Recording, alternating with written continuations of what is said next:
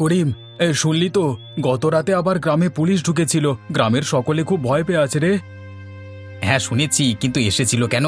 আসবার কারণ কি কাউকে কিছু বলেছে?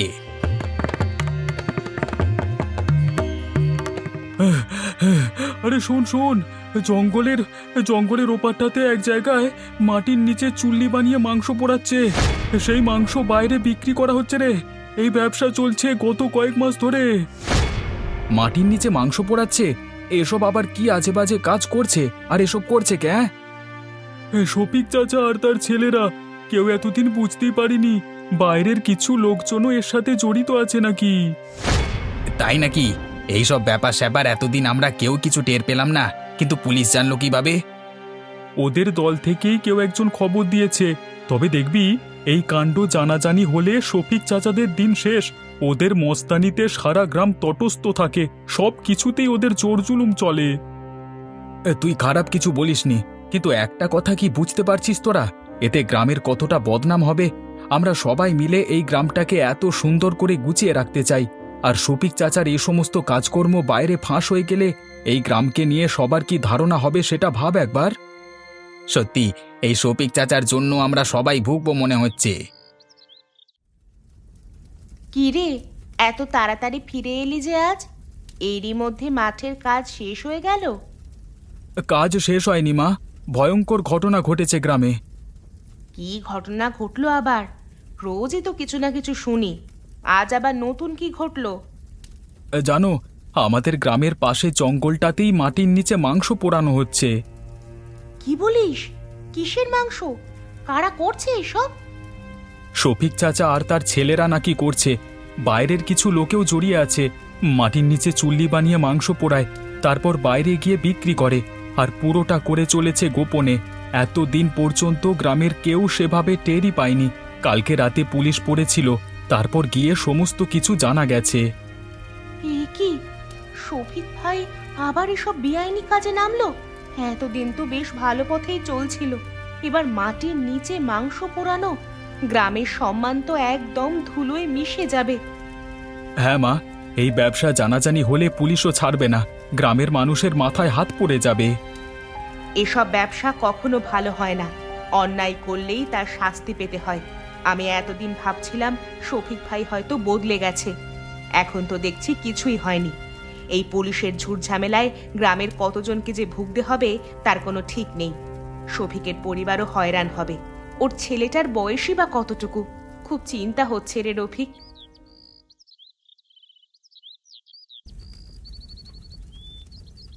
আব্বা, এই কাজটা করা ঠিক হচ্ছে তো? লোকজন টের পেলে কিন্তু আমাদের বিপদে পড়তে হবে। তুই শফিকের ছেলে হয়ে এত ভয় পাচ্ছিস কেন? কেউ কিচ্ছু জানবে না, সব গোপনেই থাকবে। কিন্তু পুলিশ গ্রামে আসছে বলে শুনেছি, যদি কিছু জানতে পারি?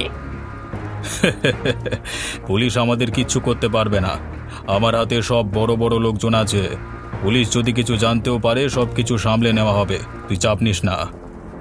কাজ তো ভালোই চলছে, কিন্তু শুনলাম গ্রামের কিছু লোক নাকি সন্দেহ করছে। হ্যাঁ, তোর এসব কথায় কান দেওয়ার মতো ফালতু সময় আমার হাতে নেই। এসব নিয়ে মাথা ঘামালে চলবে না। আমি সব দেখছি। কোন পুলিশ এসেছিল আমি দেখে নিচ্ছি এদিকটা। তোরা বেকার বেকার ভয় পাস না, কাজে মন দে। আর এই গ্রামের লোকজন সব এক একটা ছাগল, এই শফিকের হাতের পুতুল ওরা। ওদেরকে নিয়ে ভাবিস না। আমার কোনো ক্ষতি করবার মতন ওদের ক্ষমতা নেই। আব্বা, তবু আমাদের একটু সাবধানে থাকা উচিত। কদিন গন্ধটা তো বেরোয়, লোকজন এসব নিয়ে সন্দেহ করছে। বেকার বেকার ঝুঁকি নিয়ে লাভ কি? ঠিক আছে, সামনে একটা বড় পার্টি আছে, তাদের মালগুলো সাপ্লাই করে দে আগে, তারপর না হয় এসব কদিন বন্ধ রাখবো। গ্রামের অবস্থা তো ভালো যাচ্ছে না। পুলিশও আজকাল খুব ঘোরাঘুরি করছে, কিছু একটা চলছে, সবাই টের পাচ্ছে। মুকুল ভাই, আমরা সবাই সবকিছু জানি, গন্ধটাও তো পাচ্ছি নাকি? ওরা মাটির নিচে চুল্লি বানিয়ে মাংস পোড়াচ্ছে।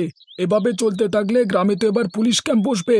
গ্রামের মেয়ে বউরা ভয় তো এবার বেরোতে পারবে না। কিন্তু আমরা কিছুই তো করতে পারছি না। শফিক চাচার মতো লোক জড়িয়ে আছে, বড় বড় লোকও আড়াল থেকে সাহায্য করছে বলে শুনেছি। আর কতদিন এভাবে চলবে? গ্রামের ইজ্জত নষ্ট হচ্ছে। আমি বলছি শোনো, আমাদেরই কিছু করতে হবে। পুলিশ যদি জানতে পারে আমাদেরও সন্দেহের চোখে দেখবে। ঠিকই বলেছিস রফিক, কিন্তু শফিকের বিরুদ্ধে দাঁড়ালে আমাদেরও কিন্তু বিপদ। নিশ্চিত ওর লোকজন আমাদের ছাড়বে না। শফিকের মাথার উপর সব বড় বড় লোকজনের হাত আছে। আমাদের উচিত সবাই মিলে একসাথে কিছু করা। এভাবে চুপ করে বসে থাকলে কিন্তু হবে না। কিন্তু সাহসের অভাব সবার, কেউই শফিকের মতো লোকের বিরুদ্ধে যেতে চায় না। আমরা কি করব? আজ এক কাজ করলে হয় না? পুলিশের কাছে তো খবর আছে, পুলিশ শুধু জানে না যে এই কাজটা আসলে কে করছে। আমরা তো সবকিছু জানি। আমরা গিয়ে যদি পুলিশকে জানাই, পুলিশকে সাহায্য করলে পরবর্তীতে পুলিশও নিশ্চয়ই আমাদের সাহায্য করবে। এতে হয়তো কাজ হতে পারে। একবার পুলিশ যদি আমাদের সঙ্গ দেয়, তাহলে শফিকের লোকজনও আমাদের কোনো ক্ষতি করতে পারবে না। এই ব্যবসা আর কতদিন চলবে মিলন? পুলিশের গাড়ি দেখেছিস? তোর আব্বার ওপর আমার কিন্তু একটুও ভরসা নেই। ওকে নিয়ে আমার কোনো ভয় নেই, কিন্তু তোর জন্য আমার খুব ভয় লাগছে। আমিও ভয় পাচ্ছি আম্মু। আব্বা তো বলে কিছু হবে না, কিন্তু আমার ব্যাপারটা একদম আর ভালো লাগছে না। এর আগেও আব্বাকে আমি না করেছি এসব ব্যবসা করতে, আব্বা কোনো কথাই শোনে না। তোর আব্বাকে কি আমি কম বুঝেছি? সে তো বোঝার পাত্রই নয়। অন্যায় কাজের ফল একদিন সবাইকে ভোগ করতে হয়, কিন্তু আমার চিন্তা যে তোকে নিয়ে। একবার যদি পুলিশের খাতায় তোর নাম ওঠে, কি অবস্থা যে হবে তোর বুঝতে পারছিস? আজই আব্বার সাথে কথা বলবো। এই ব্যবসা চালানো আর সম্ভব নয়। কানা ঘুষো শুনতে পাচ্ছি, গ্রামের লোক যেন নাকি আমাদের বিপক্ষে চলে গেছে। দেখ, কথা বলে যদি তোর আব্বাকে বোঝাতে পারিস এই ব্যবসা বন্ধ করা খুব প্রয়োজন, নয়তো আমাদের পুরো পরিবার ধ্বংস হয়ে যাবে। আল্লাহ, মানুষটার মাথায় কি আর কোনোদিনও বুদ্ধি শুদ্ধি কিচ্ছু আসবে না? তোমার দয়ায় তো কম টাকা পয়সা নেই, তাও লোকটা লোভ যায় না। আমার ছেলেটাকে তুমি দেখো আল্লাহ, তার আব্বার অন্যায়ের ফল যেন আমার ছেলেটাকে না ভুগতে হয়।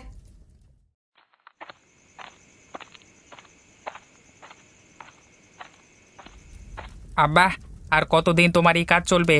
আজ গ্রামে অনেক কথা উঠছে, পুলিশ আমাদের দিকে নজর রাখছে। চুপ! তুই জানিস না আমি কি করছি? এসব ব্যবসায় ধরা পড়বার সুযোগ কম। সব কিছু ঠিক মতো চললে কেউ কিচ্ছু জানবে না। কিন্তু আব্বা, তুমি কি বুঝতে পারছো না? এই পোড়া মাংসের গন্ধই আমাদেরকে ধরিয়ে দেবে। গ্রামের সবাই এই গন্ধ পেয়েছে। তোমার কি মনে হয় তুমি এই গন্ধটা আটকাতে পারবে? এসব বেআইনি কাজ বন্ধ করো আব্বা। মিলন ঠিকই বলেছে শফিক ভাই। আজকে কিছু পুলিশকে দেখেছি, আমাদের কাজ বন্ধ করতে হবে কিছুদিনের জন্য। এই ব্যবসা বন্ধ করব? এত বড় সুযোগ ছেড়ে দেব? তোদের ধারণা আছে এই কাজে কত মুনাফা হয় আমাদের? আর এই কাজ তো শুধু একা আমি করছি না, আমাদের উপরে আরও লোকজন আছে। তোদের কি মনে হয় আমি এই কাজ বন্ধ করতে চাইলেও তারা বন্ধ করতে দেবে? তোরা অযথা ভয় পাচ্ছিস, পুলিশকে আমি সামলাতে জানি। আব্বা, তোমার উপরে যারা আছে তাদের কিন্তু কেউ চেনে না, কিন্তু সবাই জেনে গেছে তুমি এই কাজের সাথে জড়িত আছো। তোমার সাথে আমিও আছি। পুলিশ যদি ধরতে আসে আমাদের ধরবে, আর গ্রামের লোকজন আমাদের বিরুদ্ধে সাক্ষী দিতে কিন্তু পিছপা হবে না আর। আম্মুর কথা একটু চিন্তা করো আব্বা। আমাদের যদি পুলিশ ধরে নিয়ে যায়, আম্মুর কি হবে? রহিমের কি হবে? আমরা ছাড়া তো ওদের আর কেউ নেই। আর এই গ্রামের লোকজন সবাই আমাদের উপর এতটাই ক্ষেপে গেছে যে আমরা চলে গেলে ওদেরকেও এই গ্রাম থেকে বের করে দেবে। হ্যাঁ বাবারে, একবার ভেবে দেখো আব্বা। দেখছি কি করা যায়। স্যার, আমরা একটু বড়বাবুর সাথে কথা বলতে এসেছি। বড়বাবু ভেতরে মিটিং করছে, এখন দেখা করা যাবে না। স্যার, আমাদের বড়বাবুর সাথে দেখা করাটা খুব প্রয়োজনীয়। দয়া করে একবার দেখা করতে দিন। একবার গিয়ে বলুন আমরা এসেছি। কোথা থেকে এসেছো তোমরা? আমরা ছাতিমপুর গ্রাম থেকে এসেছি। একটা গুরুত্বপূর্ণ বিষয়ে ওনার সাথে কথা বলতে চাই। খুব বিপদে পড়ে এসেছি এখানে, দয়া করে আমাদের দেখা করতে দিন। ঠিক আছে, বসো ওখানে, আমি খবর দিচ্ছি। বললে তোমাদের ভেতরে যেতে বলবো। মুকুল চাচা, আমরা এখানে এসে ঠিক করলাম তো শফিক চাচা যদি খবর পেয়ে যায় বা এই অফিসার যদি শফিক চাচারই লোক হয়ে থাকে? সেটার সম্ভাবনা বিশেষ নেই, কারণ যে কবার গ্রামে পুলিশ এসেছে উনিই ছিলেন, আর উনি তো এখানে নতুন এসেছে। আমার মনে হয় না শফিক এখনো একে হাত করতে পেরেছে। যাও তোমরা, স্যার ডাকছেন ভেতরে। কি হয়েছে, কি বলতে চান আপনারা? স্যার, আমরা জানি আপনি গ্রামের বেআইনি ব্যবসা সম্পর্কে সমস্ত খবর পেয়েছেন। আমরা সবাই এ নিয়ে খুব ভয়ে আছি। তার মানে আপনারাও এই ব্যবসার সাথে জড়িত? না স্যার, এই ব্যবসাটা যার সেই লোকটার ভয় আছি। কে সে? শফিক, শফিক ইসলাম। আমরা বেশ কিছুদিন ধরেই বুঝতে পেরেছিলাম। তারপরে যখন আপনারা গ্রামে 2-3 বার টহল দিলেন, তখন আমরা নিশ্চিত হয়েছি শফিক মিয়া এই ব্যবসাটার সাথে জড়িত। শুধু এই ব্যবসা নয়, ওর ওর আরও অনেক বেআইনি ব্যবসা আছে আমরা জানি। জানেন যখন এতদিন খবর দেননি কেন? ভয় স্যার, শফিক চাচার বেশ কিছু পোষা গুন্ডা আছে, দিনে দুপুরে ওরা খুন করে দিতে পারে। সবারই তো প্রাণের ভয় আছে, তাই না স্যার? তাহলে এখন এখানে এসে খবর দিলেন যে? স্যার, এর আগে যতজন পুলিশ এখানে ছিলেন তাদের প্রত্যেককে শফিক চাচা হাত করে রেখেছিল। আপনি প্রথম যে ওই গ্রামে বেআইনি ব্যবসা ভাঙার জন্য টহল দিয়েছেন, তাই ভাবলাম আপনাকে এসে সব খবরটা বলে দিলে পরবর্তীতে আপনি নিশ্চয়ই আমাদের সাহায্য করবেন। ঠিক আছে, আপনাদের যা জানানোর আছে সবটা খুলে বলুন। আমি দেখছি আপনাদের কিভাবে সাহায্য করা যায়। আজ রাতেই পুলিশ আবার গ্রামে আসবে। এবার হয়তো শফিককে নিয়ে যাবে। পুলিশ যদি গ্রামে এসে আবার তল্লাশি করে, পুরো ব্যাপারটা জানাজানি হয়ে যাবে। জানাজানি হোক, পুলিশ শফিককে ধরলেই সব শান্ত হয়ে যাবে। এই ব্যবসা বন্ধ করতে হবে। বাকিরা তারপর কি করবে সেটাই এখন দেখবার।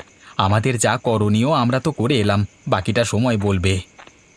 গ্রামের মানুষ সবাই ক্ষেপে আছে। শফিককে তো কেউ পছন্দ করে না। তবে আমার চিন্তা হচ্ছে গ্রামবাসীদের ক্ষোভ শফিকের বউ আর ছোট ছেলেটার উপর গিয়ে না পড়ে। ওই বেচারির কোনো দোষ নেই। শফিক ওর ওপরেও কম অত্যাচার করেনি। চাচিকে আর রহিমকে আমাদের বাঁচাতেই হবে। শফিক চাচা দোষ করেছে, পুলিশ তার শাস্তি দেবে, কিন্তু চাচি তো কোনো দোষ করেননি। আমরা সঠিক জায়গায় যাচ্ছি তো? আপনারা সঠিক জায়গা চেনেন তো? খবরটা সঠিক তো আদেও? আপনারা নিশ্চিন্তে থাকুন, খবর পুরোপুরি সঠিক। দেখুন, আমরা আগেই সন্দেহ করেছিলাম, তবে এত বড় বল কাজটা চালাচ্ছে সেটা ভাবতে পারিনি। আজ ওদের ধরে ফেলতেই হবে।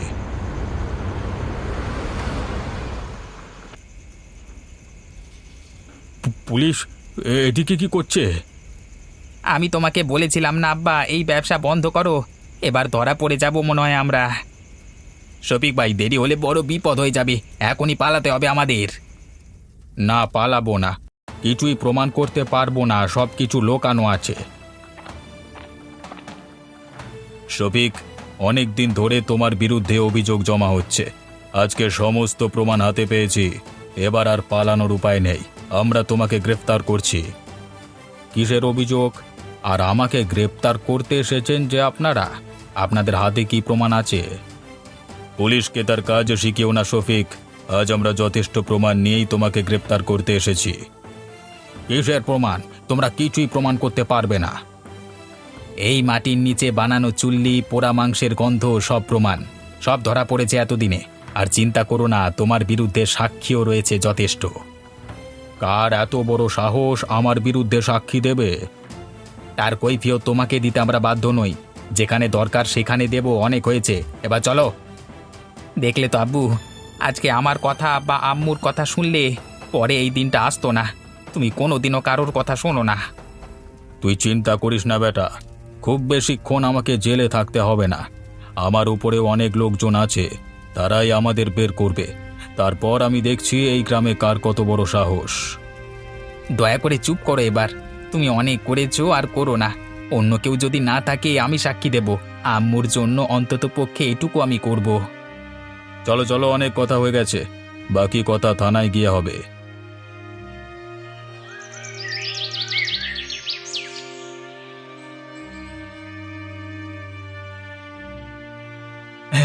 যাই হোক, শেষমেশ শফিক আর তার দলবল পুলিশের হাতে ধরা পড়ল। এতদিন যা হচ্ছিল তাই নিয়ে সবাই আমরা খুব ভয়ে ছিলাম। হ্যাঁ, কিন্তু আমাদের গ্রামের ওপর যে কলঙ্ক পড়েছে তা কি মুছে যাবে এত সহজে?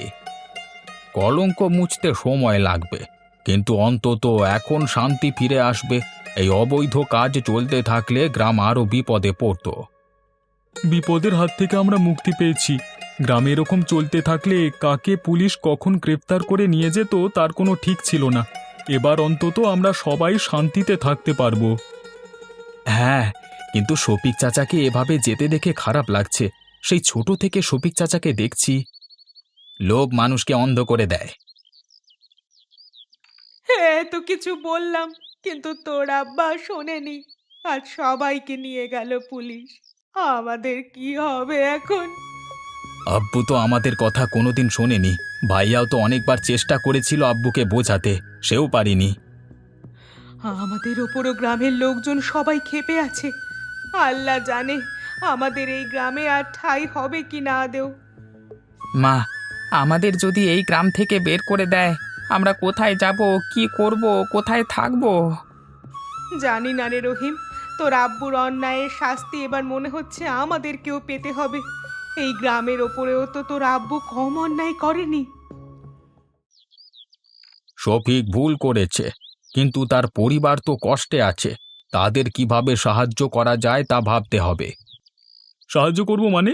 শফিক মিয়ার জন্য আমাদের গ্রামের এত বড় বদনাম হলো, তার পরিবারকেও আমাদের এই গ্রাম থেকে বের করে দিতে হবে।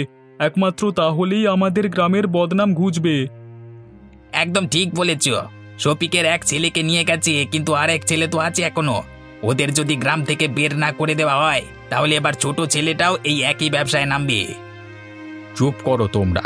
শফিক দোষ করেছে, তার জন্য আমরা তার পরিবারকে শাস্তি দিতে পারি না। হ্যাঁ, আমি মানছি যে এই গ্রামের বদনাম হয়েছে, কিন্তু শফিকের পরিবারকে আমরা যদি গ্রাম থেকে বের করে দিই, তাহলে এই গ্রামের বদনাম আরও বাড়বে। ওদের যদি কিছু হয়ে যায় তাহলে সেই দায় কিন্তু আমাদেরই থাকবে। আমরা যেমন এই গ্রাম থেকে বেআইনি ব্যবসা সরিয়েছি, তেমন এখন শফিকের পরিবারের প্রতি আমাদের কিছু কর্তব্য আছে। হ্যাঁ, আমিও একমত। শফিকের পরিবারের প্রতি আমাদের একটা দায়িত্ব আছে। তারা তো আর ব্যবসার অংশ ছিল না। শফিকের জন্য ওদের পুরো পরিবারকে দোষারোপ করা যাবে না। ওরাও চেষ্টা করেছিল শফিকের এই ব্যবসা বন্ধ করতে। এখন আমরা যদি তাদের পাশে না থাকি তাহলে তারা খুব বিপদে পড়বে। আমাদের উচিত তাদের পুনরায় কাজ শুরু করতে সাহায্য করা। সবাই যদি একসঙ্গে থাকে তাহলে গ্রাম শান্তিতে থাকবে। আজ কতদিন পর মনে হচ্ছে সবকিছু ঠিকঠাক হচ্ছে। গ্রামের সবাই আবার আগের মতো শান্তিতে আছে। হ্যাঁ, আব্বু যা করেছে তার জন্য আমি লজ্জিত, কিন্তু আপনাদের সাহায্যে আমাদের পরিবার নতুনভাবে বাঁচতে শিখেছে। আমরা তো সবাই একই পরিবার। ভুল করলে যেমন শাস্তি দিতে হবে, তেমন যে কোনো বিপদে একসাথেও থাকতে হবে। তোর বাবা তার শাস্তি পেয়েছে, কিন্তু তোরও তো নতুন করে শুরু করবার অধিকার আছে। আপনারা না থাকলে হয়তো আমরা আর এই গ্রামে থাকতেই পারতাম না। আমাদেরকে এই গ্রাম ছেড়ে চলে যেতে হতো।